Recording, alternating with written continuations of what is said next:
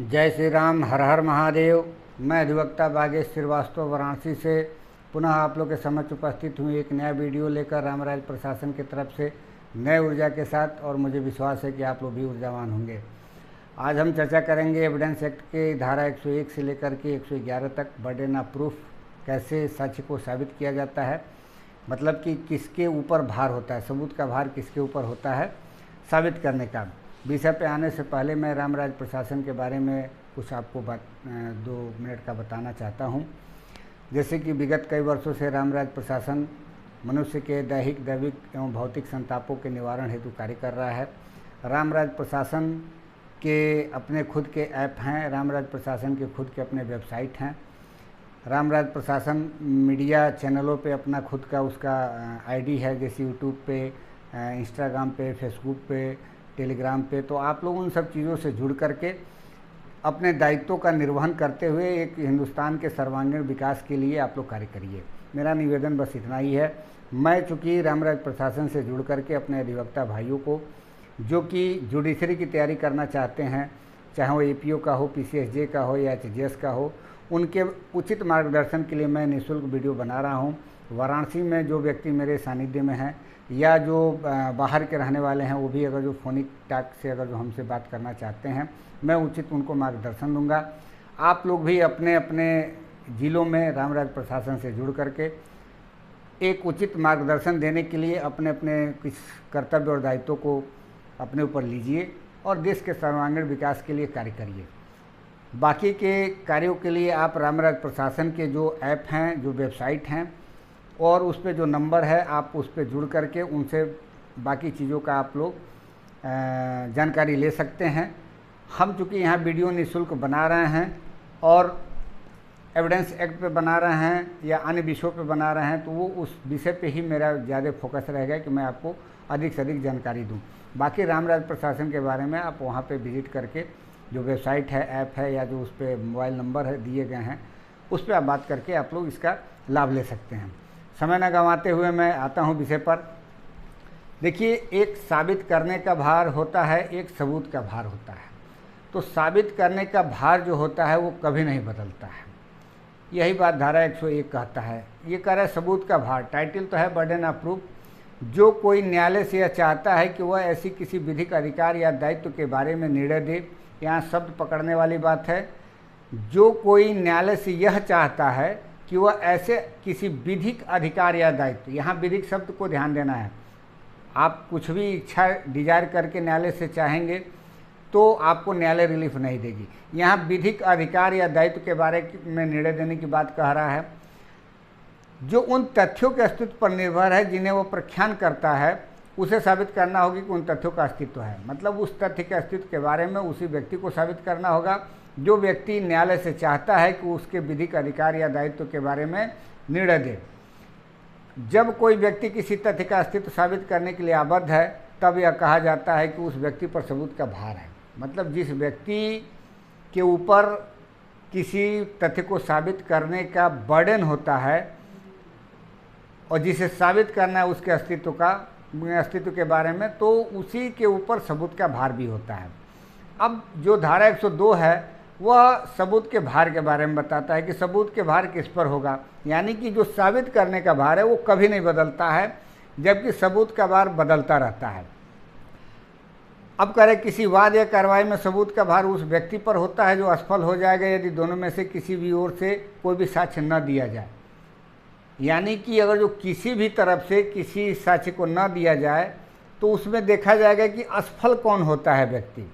अब इसमें जो इलस्ट्रेशन है वो कब्जे के बाद कहा गया है कि यदि किसी मकान पर, किसी चीज़ पर यदि किसी व्यक्ति का कब्जा है और किसी तरफ से अगर जो साक्ष्य नहीं दिया जाता है, तो उसमें जिस व्यक्ति का कब्जा नहीं है वो असफल हो जाएगा, तो सबूत का भार उसके ऊपर है। यानी कि कब्जा हो जाने मात्र से वो अधिकारी नहीं हो गया।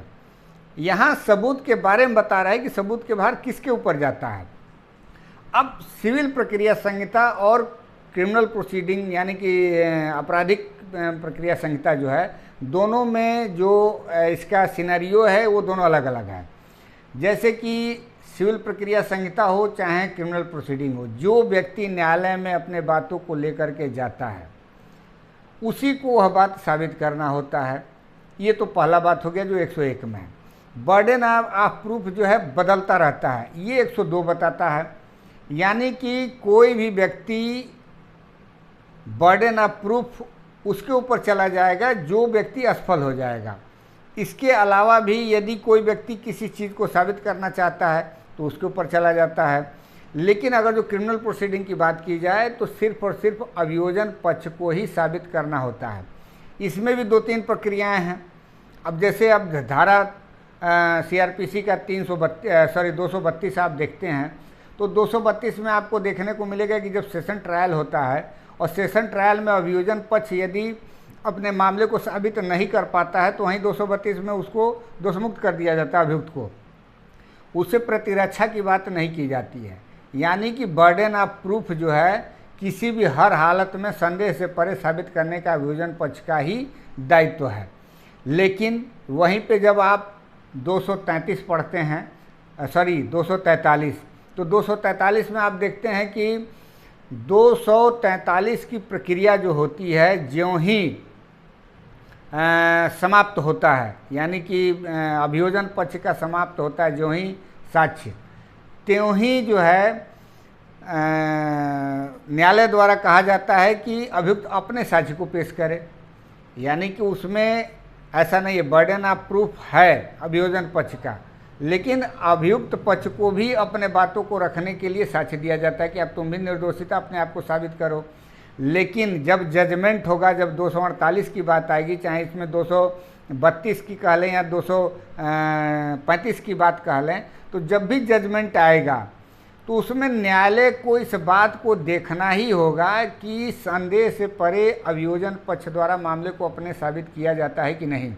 यदि रत्ती भर का भी संदेह होगा तो उसमें अभियुक्त को लाभ दिया जाएगा। लेकिन यदि बर्डन ऑफ प्रूफ की बात अगर जो देखी जाए तो जब धारा हम 113 इसी एविडेंस एक्ट की धारा 113A और 113B को जब पढ़ते हैं तो उसमें कहीं ना कहीं से बर्डन ऑफ प्रूफ जो है अभियुक्त के ऊपर चला जाता है, और इसलिए चला जाता है कि एक प्रिज्यूम्पशन हो जाती है। अब प्रिज्यूम्पशन किस बात की होती है? जैसे दहेज मृत्यु की बात देख लें, 113B जो है अमेंडमेंट के द्वारा आया था, ये इसमें कह रहा है कि जब प्रश्न यह है कि किसी व्यक्ति ने किसी स्त्री की दहेज मृत्यु की है और यह दर्शित किया जाता है कि मृत्यु के कुछ पूर्व ऐसे व्यक्ति ने दहेज की किसी मांग के लिए या उसके संबंध में उस स्त्री के साथ क्रूरता की थी या उसको तंग किया था, तो न्यायालय उपधारणा करेगा कि ऐसे व्यक्ति ने दहेज मृत्यु कारित की थी। अब न्यायालय उपधारित कर लेगा, यहाँ सेल की बात कहा गया, इंग्लिश में the court shall presume that such person had caused the dowry death. कहने का सेंस ये है कि यहाँ पे बर्डन ऑफ प्रूफ एक प्रकार से चला जाता है अभियुक्त के ऊपर। बस इतना साबित कर देना है अभियोजन को कि जो दहेज मृत्यु हुई है वो कंडीशन को फुलफिल कर रहा है। यानी कि जो धारा 304B है उसके कुछ कंडीशन जो हैं, जैसे वो 7 साल के भीतर मृत्यु हुआ हो या असामयिक स्थितियों में हुआ हो या दाह के द्वारा हुआ हो, तीन सब चीज़ों को अगर जो साबित कर दिया जाता है, दर्शित कर दिया जाता है, तो बर्डन ऑफ प्रूफ चला जाता है अभियुक्त पर। लेकिन जब सिविल प्रक्रिया संहिता की बात आप देखते हैं तो सिविल प्रक्रिया संहिता में वादी को ही हरदम बर्डन ऑफ प्रूफ रहता है कि अपने बात को साबित करे। और जो लाभ की जहाँ तक बात है तो लाभ अभियुक्त को इसमें थोड़ा सा भी रहेगा। अगर जो मामला संदेह से परे साबित नहीं हुआ तो अभियोजन मामले में अभियुक्त को लाभ मिल जाएगा। लेकिन यदि वहीं पे देखा जाए सिविल प्रक्रिया संहिता में कि मामला अगर जो 51% तक साबित कर लिया जाता है वादी द्वारा और 49% जो है प्रतिवादी द्वारा साबित किया जाता है, तब भी पलड़ा भारी होगा वादी पक्ष का, निर्णय उसके पक्ष में चला जाएगा। लेकिन क्रिमिनल प्रोसीडिंग में ऐसा नहीं होता। क्रिमिनल प्रोसीडिंग में सदैव अभियोजन पक्ष को संदेह से परे साबित करना ही होता है, किसी प्रकार का कोई किंतु परंतु नहीं होता है। चाहे आप धारा 233 उठा लें या धारा 248 उठा लें या अन्य धाराओं में हैं, जैसे आप समन ट्रायल में जाएंगे तो 250 वगैरह 253 वगैरह हैं, उसमें देखेंगे या 254 में देखेंगे, तो उन सब चीज़ों में ऐसा है कि किस तरीके से जजमेंट दिया जाता है, तो उसमें संदेह का लाभ अभियुक्त को मिलेगा ही मिलेगा। अब हम लोग देख लेते हैं इसमें बाकी की धाराओं में क्या कहा गया है कि कैसे सबूत के भार किसके ऊपर जाते हैं। तो धारा 103 कह रहा है कि burden of proof as to particular fact. देखिए यहाँ कह रहा है कि किसी पार्टिकुलर फैक्ट के बारे में किसी व्यक्ति द्वारा कहा जा रहा है कि उस व्यक्ति मतलब डिजायर किया जा रहा है न्यायालय से कि इस पर विश्वास किया जाए, तो उसी को साबित करना होगा। अब इसी तरीके से मिलता जुलता आपका धारा 106 भी है, वहाँ स्पेशली फैक्ट की बात कहा गया कि वो स्पेशली फैक्ट किसको साबित करना होगा, तो उस व्यक्ति द्वारा साबित किया जाएगा जिसके ज्ञान में यह बात है। ये कह रहा है कि burden of proving fact specially with in knowledge, मतलब जिसके ज्ञान में वह बात है उसकी के ऊपर साबित करने का भार चला जाता है कि वो साबित करे। 106 कह रहा है कि जबकि कोई तथ्य विशेषता किसी व्यक्ति के ज्ञान में है तब उस तथ्य को साबित करने का भार उस पर है। अब चूंकि इसमें जो इलस्ट्रेशन है ये कह रहा है कि क पर रेल से बिना टिकट यात्रा करने का आरोप है, यह साबित करने का भार कि उसके पास टिकट था उस पर है। कहने का तात्पर्य यह है कि ये कहीं ना कहीं से जब आप देखेंगे ना धारा 11 प्ली ऑफ एलिबाई का, तो यह धारा फिर 106 वहाँ पे प्रिवेल कर जाता है, क्योंकि वहाँ जो बात आप कहते हैं अभियुक्त के पक्ष में यदि कोई बातें हैं तो उसी को ये बात साबित करना भी होगा, क्योंकि वहाँ तीसरा व्यक्ति नहीं जान सकता है कि क्या हुआ है क्या नहीं हुआ, आप ही को पता होगा। ये स्पेशली फैक्ट है जो कि विद इन नॉलेज में होना चाहिए आपको। लेकिन जहाँ पार्टिकुलर फैक्ट की बात है तो पार्टिकुलर फैक्ट में कहीं ना कहीं उस पार्टिकुलर फैक्ट के बारे में कोई दूसरा व्यक्ति भी जानता होगा, कोई तीसरा व्यक्ति भी जानता होगा, तो ये डिजायर जो व्यक्ति कर रहा है उसको ये साबित करना होगा कि फलाने फलाने व्यक्ति इस चीज़ को जानते हैं। अब धारा 104 को हम देखते हैं कि burden of proving fact to be proved to make evidence admissible, मतलब कोई ऐसा तथ्य है जिसको साबित किया जाना है, लेकिन उसको साबित किए जाने के पहले किसी तथ्य को साबित करना जरूरी है, तभी वो ग्राह्य होगा। मतलब एक फैक्ट के ऊपर कोई दूसरा फैक्ट डिपेंड कर रहा है ग्राह्यता के लिए, तो वो तब तक साबित नहीं किया जाएगा जब तक कि उसको पहले वाले फैक्ट को न साबित कर दिया जाए। जैसे मृत्युकालिक कथन, तो मृत्युकालिक कथन आप तब तक नहीं दे सकते हैं जब तक यह साबित न कर दें कि वह व्यक्ति मर गया है, मिल नहीं सकता है, या इतना विलंब या व्यय के बिना जो न्यायालय अयुक्त समझे न्यायालय में उपाप्त नहीं किया जा सकता है, यानी उसकी हाजिरी संभव नहीं है। तब जब तक यह आप बात साबित नहीं कर देते हैं तब तक आप मृत्युकालिक कथन के बारे में साक्ष्य नहीं दे सकते हैं, मतलब वो एडमिसेबल नहीं होगा। इसी प्रकार से कोई सेकेंडरी एविडेंस है तो सेकेंडरी एविडेंस को ग्राह्य बनाने के लिए जब तक आप प्राइमरी एविडेंस के बारे में जो धारा 65 के एलिमेंट्स दिए गए हैं वह जब तक साबित आप नहीं कर देते हैं तब तक आपको सेकेंडरी एविडेंस को ग्राह्य देने के लिए मतलब उसके बारे में साबित करने के लिए ग्राह्यता के लिए जो है न्यायालय परमिशन नहीं देगा। यानी कि सबसे पहले आपको वह तथ्य साबित करना है जिसके ऊपर यह तथ्य डिपेंड करता है। इसके बाद भी जब आप धारा 135 पढ़ते हैं, 136 पढ़ते हैं, तो उसमें कहीं ना कहीं से ये बातें लिखी गई हैं कि न्यायालय के विवेक पे होता है कि वो चाहे तो आपके बाद वाले तथ्य का जो है जो फैक्ट आप साबित करना चाहते हैं पहले उसके बारे में एविडेंस ले ले, या पहले इसी बात को साबित करने के लिए कहे कि जिस बात पर डिपेंड करता है उसको पहले साबित करिए, उसके बाद इस चीज़ को साबित करेंगे। तो ये हो गया। अब 105 कह रहा है कि यह साबित करने का भार कि अभियुक्त का मामला अपवादों के अंतर्गत आता है। तो यदि कोई व्यक्ति है और अभियुक्त के रूप में है और वो चाहता है कि जो धारा 74 से लेकर के 106 तक है जो आईपीसी की है, या किसी अन्य धाराओं में किसी अन्य एक्ट में कोई अपवाद है उसका अगर जो वो सहारा लेना चाहता है कि मेरा मामला अपवादों के अंतर्गत आता है, तो उसके ही ऊपर बर्डन ऑफ प्रूफ चला जाता है, वो साबित करे कि ऐसा फैक्ट है जिसके अंतर्गत हम अपवादों के अंतर्गत आते हैं। लेकिन इसका कतई ये मतलब नहीं है कि अभियोजन पक्ष का दायित्व तो खत्म हो जाता है। अभियोजन पक्ष को अपने मामले को हर हाल में संदेह से परे साबित करना ही होगा। 105 बस इतना कहता है कि आप यदि अभियुक्त हैं और अपवादों का लाभ लेना चाहते हैं, चाहे वो आईपीसी का हो चाहे किसी अन्य अधिनियम का हो, तो बर्डन ऑफ प्रूफ अभियुक्त के ऊपर ही होगा कि उस बात को साबित करें। इसके बाद आता है धारा 106 और 107। 106 और 107 जो होता है 107 और 108। 106 का वर्णन हम लोगों ने कर ही लिया है कि स्पेशली कोई फैक्ट है तो उसी व्यक्ति को साबित करना होगा जिसके नॉलेज में वो फैक्ट है। 107 कह रहा है कि यदि कोई व्यक्ति 30 साल से जीवित है जिसके बारे में घर वाले उसके जानते हों या जो उसके रिश्तेदार हों जिसके बारे में उसको जानकारी होनी चाहिए थी उसके बारे में जानकारी है, और कोई व्यक्ति कहता है कि नहीं वो 30 साल से मर गया है, तो साबित करने का भार उसी व्यक्ति पर होगा जो व्यक्ति कहता है कि मर गया है। अब धारा 108 कह रहा है कि यदि 7 साल से कोई व्यक्ति लापता है और उस व्यक्ति के बारे में उस व्यक्ति को जिसके बारे में जानकारी होनी चाहिए थी किसी प्रकार का जानकारी नहीं है, तो उसके बारे में मान लीजिए जाएगा कि उसकी मृत्यु हो गई, यानी कि सिविल डेथ की जो बात आती है वो धारा 108 में आता है।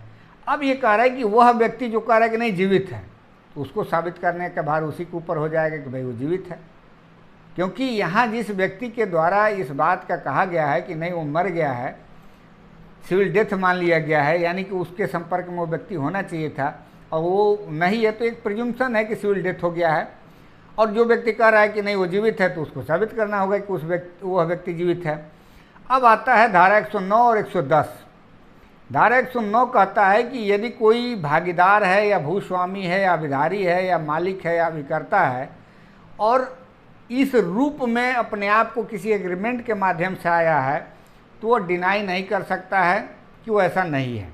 और डिनाई करता है तो साबित करने का भार उसी व्यक्ति पर होगा जो व्यक्ति डिनाई करता है। यानी कि कोई यदि मालिक है और किसी अभिकर्ता को नियुक्त किया है और उसने अभिकर्ता के रूप में अपने आप को स्वीकार कर लिया है, तो तत्पश्चात वो बाद में ये नहीं कह सकता है कि मालिक हमारे थे ही नहीं या है ही नहीं। अगर जो कहता है तो इस बात को भी साबित करने का उसी के ऊपर दायित्व है, क्योंकि उसने एग्रीमेंट किया। उसी प्रकार से कोई भूस्वामी है या अभिधारी है या कोई मालिक और अभिकर्ता है या कोई पार्टनर है, तो उनको डिनाई करने का राइट नहीं है। अगर जो डिनाई करते हैं तो साबित भी उन्हीं को करना होगा।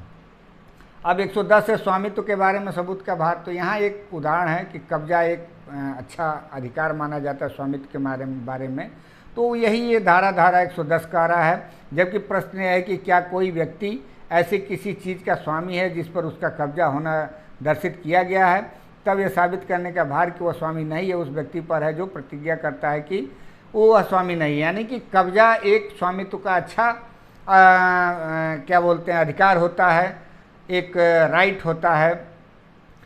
तो उस चीज़ को यहाँ कहा गया कि यदि कोई व्यक्ति पहले से किसी चीज़ पे कब्जा होकर चला आ रहा है, तो सबूत के भार उस व्यक्ति पे चला जाता है जो कि ये कहता है कि नहीं ये व्यक्ति इस चीज़ का मालिक नहीं है। यानी कि कब्जाधारी अगर तो कोई व्यक्ति है, किसी ज़मीन पे किसी का कब्जा है, तो माना भी जाएगा कि वह स्वामी भी है, क्योंकि स्वामित्व का एक अच्छा उदाहरण कब्जा भी होता है। अब 111 कह रहा है, जो इसका आखिरी धारा है जिसके बारे में हम लोग चर्चा करके इस वीडियो को बंद करेंगे।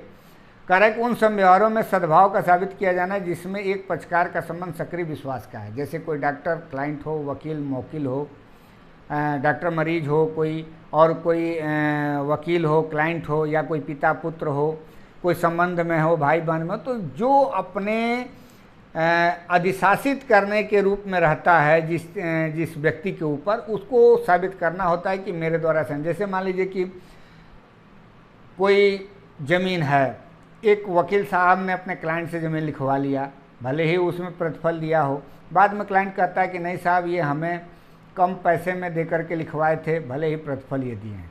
अब साबित करने के भार जो है धारा 111 के तहत वो वकील साहब के ऊपर चला जाता है, क्योंकि यहाँ अधिशासित करने का जो है एक प्रकार से सद्व्यवहार के मामले में सद्भावनापूर्वक अधिशासित करने की क्षमता रखते हैं वकील साहब। वैसे ही पिता पुत्र की बात आती है, अगर जो पिता के द्वारा किसी प्रकार का ट्रांजैक्शन पुत्र के साथ किया जाता है, तो किसी भी डिस्प्यूट के उत्पन्न होने पर पिता को ही साबित करना होगा कि ऐसा डिस्प्यूट नहीं था। तो कुल मिलाकर के हम लोगों ने देखा धारा 101 से लेकर के धारा 111 तक कि कहाँ कहाँ सबूत का भार किसके किसके ऊपर चला जाता है। तो जब धारा 101 देखते हैं तो उसमें सीधे सीधे कहा गया कि साबित करने का भार उसी व्यक्ति पर होता है जो न्यायालय से जिस बात को चाहता है कि उसके अधिकारों और दायित्वों को विधिपूर्ण जो अधिकार और दायित्व हैं उस पर जजमेंट दिया जाए, यानी कि निर्णय दिया जाए, साबित करने का भार उस पर होगा।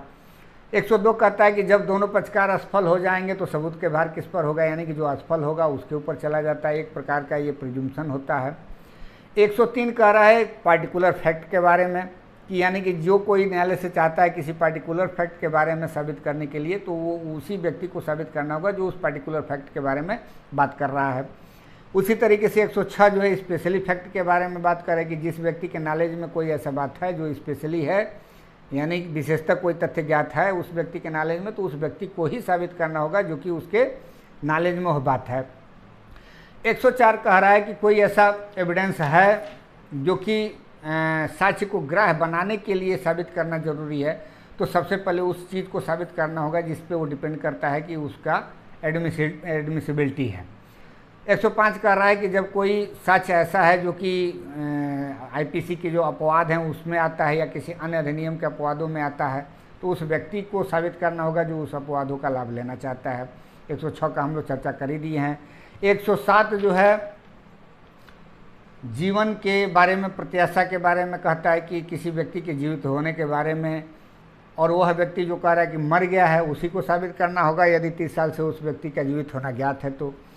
108 कह रहा है कि यदि व्यक्ति 7 साल से नहीं सुना गया उसके बारे में और कोई व्यक्ति कहता है कि नहीं जीवित है तो उसको साबित करना होगा कि वह व्यक्ति जीवित है। 109 बताता है कि भागीदारों के बारे में या भूस्वामी और अभिधारी या मालिक और अभिकर्ता के मामले में कि उस व्यक्ति पे सबूत का भार होगा जिस व्यक्ति द्वारा इस चीज़ को डिनाई किया जा रहा है, इनके संबंधों को। और 110 कह रहा है स्वामित्व के बारे में सबूत का भार उस व्यक्ति पर होगा जो व्यक्ति कब्जे में नहीं है, यानी कि स्वामित्व में जो कब्जे में है उसका स्वामित्व का एक अच्छा उदाहरण माना जाता है। कब्जा एक स्वामित्व का अच्छा उदाहरण माना जाता है धारा 110 के अनुसार, और उस व्यक्ति द्वारा साबित किया जाएगा जो कब्जे में नहीं है। और 111 कह रहा है कि जो वैश्विक संबंधों के अंतर्गत व्यक्ति जो आते हैं, जिनका कहीं ना कहीं से एक दूसरे पे अधिशासित करने की क्षमता रखते हैं, तो उस व्यक्ति द्वारा ही इस बात को साबित किया जाएगा जो अधिशासित करने के एक प्रकार से स्थिति में है।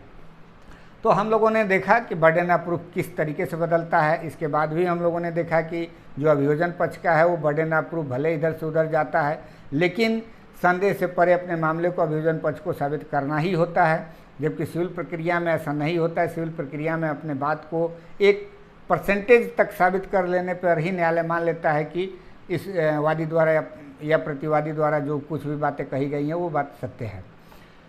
तो हम लोग इस वीडियो को यहीं विराम देते हैं, मिलते हैं अगले वीडियो में नए ऊर्जा के साथ। तब तक इजाज़त दीजिए और साथ में इस वीडियो को अधिक से अधिक लोगों को शेयर करिए ताकि अधिक से अधिक लोग इसका लाभ उठा सकें। धन्यवाद।